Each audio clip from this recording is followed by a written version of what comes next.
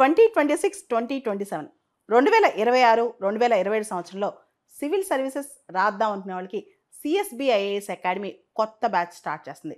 April 23వ తారీఖు బుధవారం రోజున ఈ బ్యాచ్ స్టార్ట్ అవుతుంది. ఈ బ్యాచ్ నేమ్ విశ్వవసు. మనకు తెలుసు ఉగాది పండుగలో కొత్త సంవత్సరానికి ఈసారి పేరు విశ్వవసు నామ సంవత్సరం కాబట్టి శ్రీ విశ్వవసు అని ఈ బ్యాచ్కి పేరు అనమాట. ఎవరైతే ఆన్లైన్ ఆఫ్లైన్ ఎక్కడి నుంచైనా సిఎస్బిఐఎస్ అకాడమీలో కోచింగ్ తీసుకోవచ్చు. ఇది ఆఫ్లైన్ డైరెక్ట్గా వచ్చి తీసుకోవచ్చు, ఆన్లైన్. ఈ కోర్సు 11 మాసాల పాటు ఉంటుంది. ఈ కోర్సుకు సంబంధించిన డీటెయిల్స్ కంప్లీట్గా మీకు అన్ని సబ్జెక్టులు ప్రిలిమ్స్కి మెయిన్స్కి సంబంధించిన సబ్జెక్టులన్నీ కోర్సులో ఇంక్లూడ్ అవుతాయి. పాలిటీ, హిస్టరీ, జాగ్రఫీ, ఎకానమీ ఇలా రకరకాల సబ్జెక్టులన్నీ దీనిలో డీల్ చేస్తాం. ఒక టీమ్ ఆఫ్ టీచర్స్ స్ట్రక్చర్డ్గా ఈ కోర్స్ చెప్తారనమాట. దీనికి సంబంధించి ఎటువంటి డౌట్స్ ఉన్నా ఈ కోర్సులో జాయిన్ అవ్వాలనుకునే వాళ్ళందరూ కూడా ఈ వీడియో పైన డిస్ప్లే అవుతున్న ఫోన్ నెంబర్స్కి ఫోన్ చేసి ఈ కోర్సులో జాయిన్ అవ్వచ్చు. ఆన్లైన్ ఆఫ్లైన్ ఏదైనా సరే ఈ కోర్సు ఇంగ్లీష్ మీడియంలో ఉంటుంది. ఎవరైతే ఇంట్రెస్టెడ్ క్యాండిడేట్స్ ఈ కోర్స్ జాయిన్ అవ్వాలనుకుంటున్నారో ఈ వీడియో కింద ఉన్న గూగుల్ ఫామ్ని ఫిల్ చేయొచ్చు. ఈ వీడియో కింద డిస్క్రిప్షన్ బాక్స్లో గూగుల్ ఫామ్ ఉంటుంది. అమెరికన్ ప్రెసిడెంట్ డొనాల్డ్ ట్రంప్ చాలా దేశాలకి ఒక గుడ్ న్యూస్ చెప్పారు.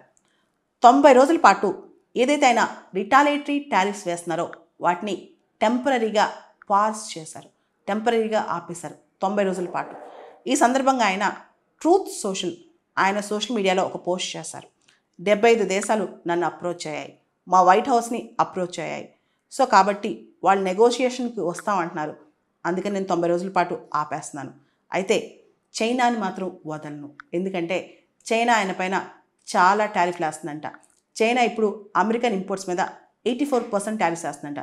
సో అమెరికా నిన్న మళ్ళా చైనీస్ గూడ్స్ మీద 125% టారిఫ్స్ రిటాలియేషన్ ఇస్తుంది. 125% అనమాట.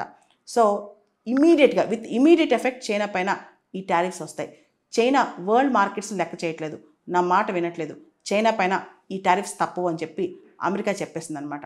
అయితే ఏదైతే ఫ్లాట్ 10% టారిఫ్స్ ఉన్నాయో ఏప్రిల్ 2వ తారీఖు నుంచి ఇంప్లిమెంటేషన్ స్టార్ట్ అయినాయో అవి కంటిన్యూ అవుతాయి. ఏదైతే అమెరికాకి ఏ దేశం ఎక్స్పోర్ట్ చేసినా ఆ ఫ్లాట్ 10% అయితే ఉంటాయి. అయితే మిగతావి కొన్ని దేశాలకు మాత్రం చాలా వరకు మిగతా టారిఫ్లు ఏదైతే ప్రకటించారో దానికి 90 రోజుల పాటు ఒక గ్యాప్ ఇచ్చారనమాట. ఈ 90 రోజుల్లో వాళ్ళు నెగోసియేషన్ టేబుల్స్కి వస్తారని నమ్ముతున్నారు ట్రంప్. చాలామంది అప్రోచ్ అయ్యారంట. అంటే డొనాల్డ్ ట్రంప్ మీద అమెరికా పైన రిటాలియేటరీ టారిఫ్స్ వేయకుండా అమెరికాని బతిలాడటం ఆయనకి ఇష్టం అనమాట. ఇక్కడ డొనాల్డ్ ట్రంప్ ఒక మాట అన్నారు, చైనా అమెరికాని కంప్లీట్గా రిప్పింగ్ ఆఫ్ చేసేసింది. అంటే చాలా లో క్వాలిటీ గూడ్స్ సబ్మిట్ చేస్తూ చాలా ఎక్కువ ట్యాక్స్లు వేస్తూ అమెరికాని మోసం చేసింది చైనా. ఇప్పుడు చైనాకి మేము బుద్ధి చెప్తాం, గట్టిగా బుద్ధి చెప్తామని చెప్తుంది అనమాట. ఇదిలా ఉంటే ఇంకో పక్క యూరోపియన్ యూనియన్ కూడా అమెరికా పైన అమెరికాకి సంబంధించిన soybeans, motor cycles, cosmetics, beauty products వీటిపైన దాదాపు 20 బిలియన్ యూరోస్ అమెరికన్ ప్రోడక్ట్స్ మీద యూరోపియన్ యూనియన్ ఇప్పుడు రిటాలియేటరీ టారిఫ్స్ వేస్తుంది అనమాట. ఇప్పుడు టారిఫ్స్, రిటాలియేటరీ టారిఫ్స్ మొత్తం ప్రపంచం మొత్తం అదే మోడ్లో ఉందన్నమాట. ఈ టైంలో ప్రపంచంలో గ్లోబలైజేషన్ ఎరా ఎండ్ అయిపోయింది. అండ్ ఇప్పుడు free trade agreements, regional trade blocks ఇవన్నీ కొత్త ఎరా స్టార్ట్ అవుతుంది. UK prime minister care Starmer కూడా చెప్పేశారు, ఇంకా గ్లోబలైజేషన్ ఎరా అయిపోయింది, ఇంక ఎండ్ అయిపోయింది, మనం అంతా ఇంకా రకరకాల అగ్రిమెంట్స్తో ముందుకు వెళ్తాం అని చెప్పి. ఇప్పుడు మీరు గమనిస్తే కనుక చాలా దేశాలు ఇండియాకి వస్తున్నాయి, ఇండియా కూడా చాలా దేశాలను అప్రోచ్ అవుతుంది.